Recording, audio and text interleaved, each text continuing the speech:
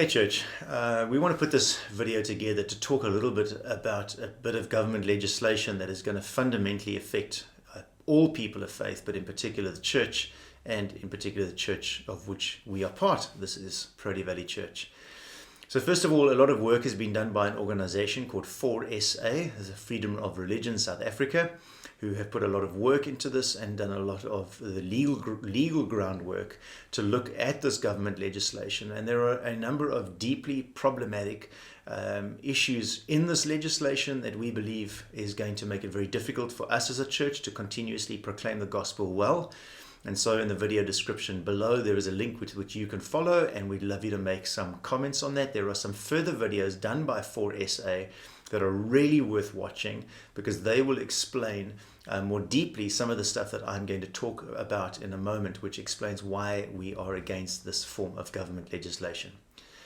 Let me say right up front, we don't think people should ever be discriminated against. Everybody should have freedom to live their lives irrespective of their culture or sexual identity or language or religion. The difficulty is how do we deal with those complexities in a world where different people hold different opinions and the two can't meet? How do we speak with each other, and how do we criticize each other in a way that's helpful and hopefully engenders good debate, where we can walk away and agree to disagree, where we can be tolerant. So I don't have to believe what you believe, I don't have to like what you believe, I don't have to believe that you're right, and we tolerate that, and so we tolerate each other. Problem is there is a move towards tolerance, which is we're only going to be tolerant of you if you toe the party line and believe what we believe, and that is that all worldviews are equally valid. We do not believe this as a church. We believe there is one worldview that is valid. It's God's worldview.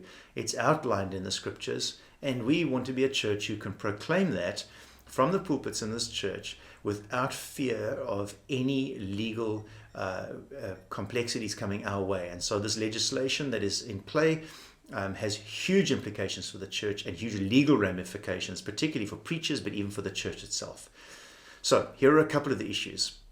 One of the issues is that the whole idea of discrimination is very broad and very subjective. There is no clear definition of what entails discrimination, and so anybody can shout, "I've been discriminated against," and begin legal proceedings. We think this is unhelpful. It curtails free speech and freedom of people like us, people of faith, to proclaim the good news of the gospel. Secondly, whilst we believe in equality of opportunities, the language in the PEPUDA documentation seems to create a level of equality where everybody is entitled to everything. This is not a helpful way for the world to run. We are not communists or socialists, and we do not believe that these things should be legislated against. Thirdly, one of the complexities is that language of intention has been taken out. So, I mean, we could work with a system where if I'm intentionally discriminating against you, that maybe there's some accountability to be had there, but here in the new legislation, that intention clause has been taken out, and so even if you unintentionally discriminate, you can still be held legally liable. Not only is the employee able to be held legally liable, but even the employer.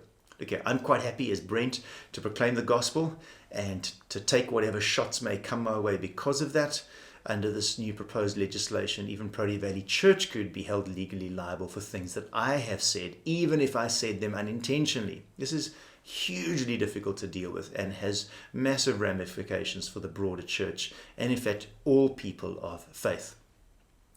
And then perhaps for me, what I find personally quite abhorrent about this legislation is that if somebody does feel discriminated against and feels that they want to take a church or anybody else to court over this, they will be fully funded, whilst the person defending will have to meet the massive cost implications themselves.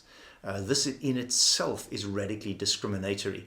And this is the problem with this legislation, is that it is ultimately going to make it very difficult for us as a church to do what Jesus calls us to do, and that is to proclaim the good news of a God who loves all people, irrespective of race, culture, or creed, but who longs to see all people come under his banner and proclaim the one name by which we may be saved, and to live out that one worldview, to live out our sexuality in the way that the Bible presents it, to live out our culture in the way that the Bible presents it, to live out our morality in the way the Bible presents it.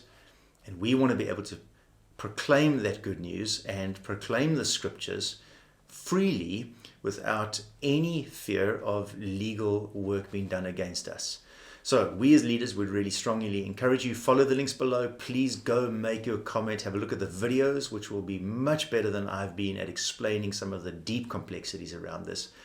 But we really don't think it's in the best interests of this nation for the government to be making legislation as broadly as they are talking about making it.